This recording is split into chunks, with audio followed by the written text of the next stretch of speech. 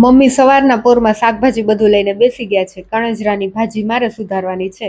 બાકી મમ્મીએ લસણ ફોલી નાખ્યું, કારેલા સુધારી નાખ્યા અને હવે ગુવાર સમો કરે છે. પછી મેં પણ ભાજી સુધારી નાખી. વાતાવરણ હમણાં એવું છે ને કે કાંઈ નાસ્તો કરવાનું મન જ નથી થતું, એટલે મેં નાસ્તો નહોતો કર્યો. પછી બહુ ભૂખ લાગી ને તો મેં 11:15 વાગે એક લાડવો ખાધો. પછી કામાક્ષીને તૈયાર કરીને અમે લોકો આવી ગયા રૂવાંશીના ઘરે. આજે રૂવાંશીના વાળ ઉતારવાના છે.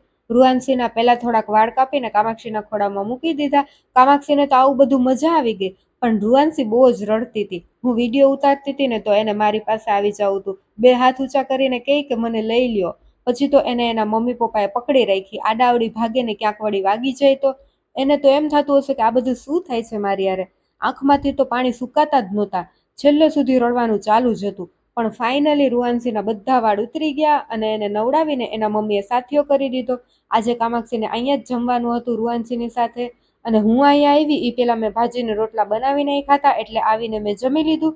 રૂવાંશીના વાળ ઉતાર્યા એટલે બપોર પછી એના મમ્મી પપ્પાએ અમને બધાને મીઠું મોઢું કરાવ્યું. પેંડાની સાથે ચેવડો પણ હતો. કામાક્ષીએ તો સીધો પેંડો જ ઉપાડ્યો. અંદર અમે લેડીઝ બધા હતા અને બાર બધા જેન્ટ્સ હતા, અમારા ભાઈજી ને શ્યામ ને પપ્પા ને એ બધા. ચાલો તો મળીએ હવે નેક્સ્ટ વિડીયોમાં. જય Shri Ram. Like share subscribe.